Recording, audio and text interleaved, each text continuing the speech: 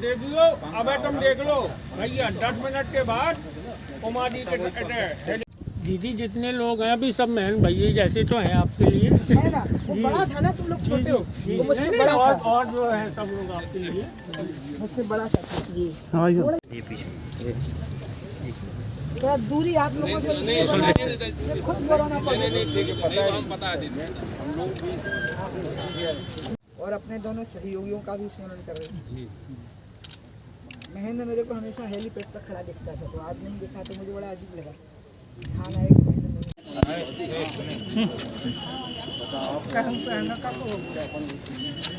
Area है ना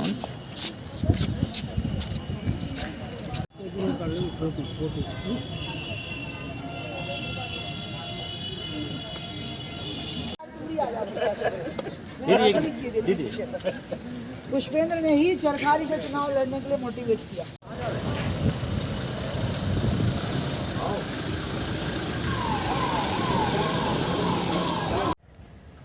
हम एक ही साथ एक कार्यक्रम में थे, तो मैं 14 साल की थी, तो वो तो दादा जैसे थे मेरे, लेकिन हम दोनों में जैसे दादा और पोती की मित्रता हो जाती है ना बहुत गहरी, तो ऐसे वो मेरे से बहुत प्रेम से हम दोनों बातें करते थे। महाराज का आमतौर पर लोग स्पर्श नहीं करते थे, लेकिन मैं उनका हाथ पकड़ के ही चलती थी, हाथ पकड़ लेती थी। हाँ है ना, वो तो थोड़ा और बड़े का है, जब अमेरिका वगैरह से आई। बचपन में तो एकदम जब मिली मेरठ में तो उनसे बिल्कुल पास बैठना, उनसे बातें करना।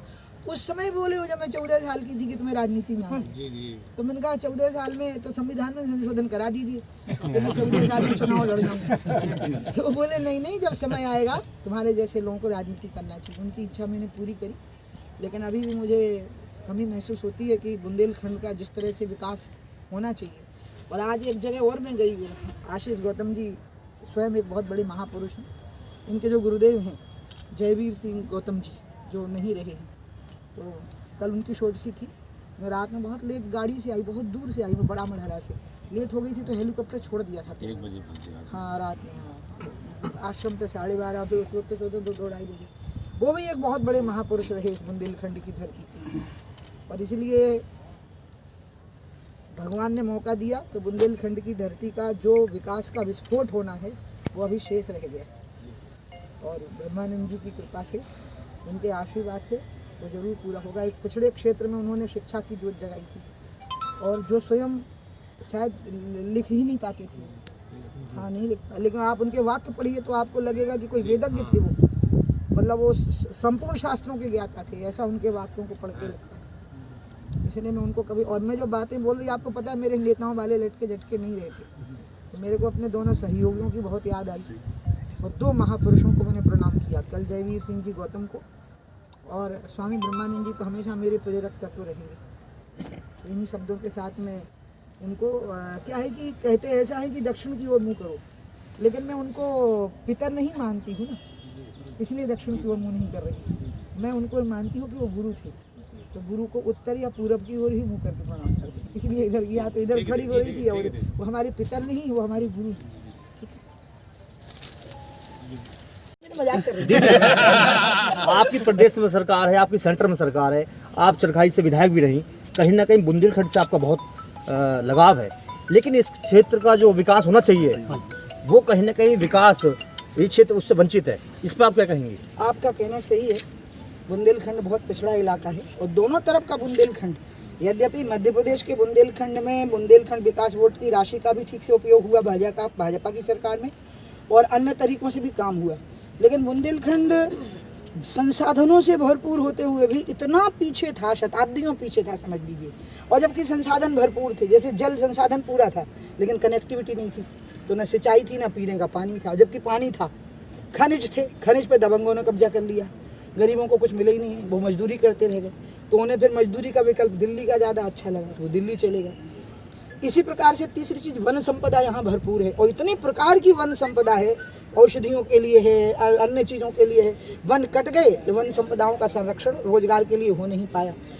बौद्धिक संपदा है बुंदेलखंड में, तो साहित्य, कला, संस्कृति, वीरता कोई कमी नहीं थी।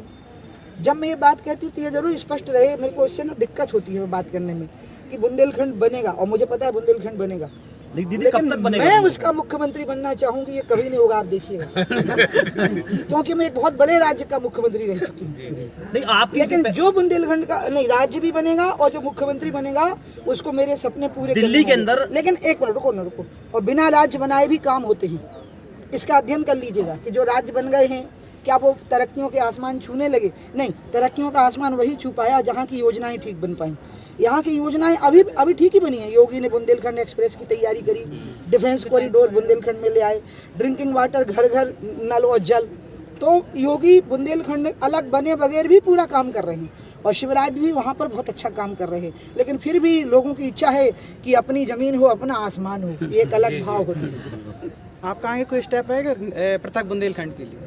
मेरा उनके लिए समर्थन रहता है, लेकिन जो टेक्निकल कठिनाई वो मैं हमेशा बोलती हूँ, तुम लोगों को याद नहीं रहती है। दीदी हाँ, तो मैं सवाल कर देती हूँ। दीदी। क्या है बुंदेलखंड की टेक्निकल कठिनाई है? 2 राज्यों का बुंदेलखंड होना, दोनों राज्यों में सरकार, उसमें दोनों राज्यों में विधानसभाओं में प्रस्ताव पारित होना होगा, जो हम नहीं कर सकते, जो मैं थोड़ा ना करूँगी। वो जो आंदोलनकारी हैं उनको संपर्क करना होगा सभी पार्टियों के विधायक से, तब मिलकर के। इसी के कारण मायावती जी ने अनाउंसमेंट कर दी, वो पूरी तरह से राजनीतिक थी, क्योंकि उन्हें पता था हो नहीं सकता। ये जो मैंने टेक्निकल कठिनाई बता दी ना, इसके बिना नहीं हो सकता। जैसे बीए किए बिना एमए नहीं हो सकता। अब कोई कहे हमने तुम्हें एमए दे देगी, डिग्री दे देंगे, आपने कह दिया, लेकिन पूछो उसने बीए किया है पहले कि नहीं। यही स्थिति यहाँ की, इसकी टेक्निकल कठिनाई दूर करनी वो आप लोगों से होगी, मीडिया जगत से। जब आप एक माहौल बनाएंगे, जनप्रतिनिधियों को अंदर लगेगा कि हमने इसके बारे में नहीं समर्थन नहीं किया, तो हमको, इसलिए मैं कह सकती हूँ कि पृथक बुंदेलखंड के निर्माण में सबसे अहम भूमिका आपकी हो सकती है, क्योंकि आप लोग न्यूट्रल रहते हो, तटस्थ रहते हो और आपकी बात को निष्पक्ष माना जाता है। आपने कहा जैसा कि मीडिया भूमिका निभाएगी, लेकिन बुंदेलखंड जो की पहचान राजनीतिक में जितनी आपकी है दिल्ली के अंदर, मैं देख पाता हूं कि आपकी तुलना में अन्य जो नेता हैं कहीं ना कहीं। अच्छा, मेरे कहने पर ही अलग बुंदेलखंड का संगठन बनाओ, बाबूराम निषाद अध्यक्ष बने, जब वाजपेयी जी अध्यक्ष थे, ये भी मैं आपको बताऊं, वो मेरे आग्रह पे बना था। यानी पार्टी ने पृथक बुंदेलखंड के अस्तित्व को सांगठनिक तौर पर मान लिया था। दूसरी चीज़ है, हमारी पार्टी हमेशा छोटे राज्यों में विश्वास रखती है और हमारे ही समय पे झारखंड बना, छत्तीसगढ़ बना, उत्तराखंड बना, तेलंगाना बना। बात वो नहीं है, यहाँ एक टेक्निकल डिफिकल्टी है, इसलिए लंबा खिंच रहा है। झारखंड भी 40 साल खिंचा, वो डिफिकल्टी दूर करना है। वो है 2 राज्यों को मिलाकर के जो बनाने की बात है। बिल्कुल बिल्कुल। उसमें दोनों राज्यों की विधानसभाओं में जो सर्वानुमति से निर्विरोध प्रस्ताव पारित होना है, वो एक राजनीतिक दल के व्यक्ति को नहीं कर पाना, वो उसको कर पाना जो राजनीति में नहीं है। इसलिए मैं आप लोगों को कह रही, अब बाकी ब्रह्मानंद जी की इच्छा रहेगी, बाकी योगी और शिवराज तो लग गए हैं। अब केन बेतवा की तैयारी करो।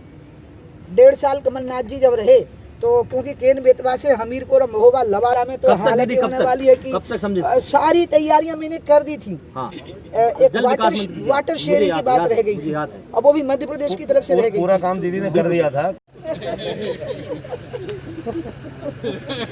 सीमेंट लोहा ना लगे। चल पहुँचूँ, परेशान ना हो। मेरी इच्छा है कि जयवीर सिंह जी का 1 महीना पूरा हो।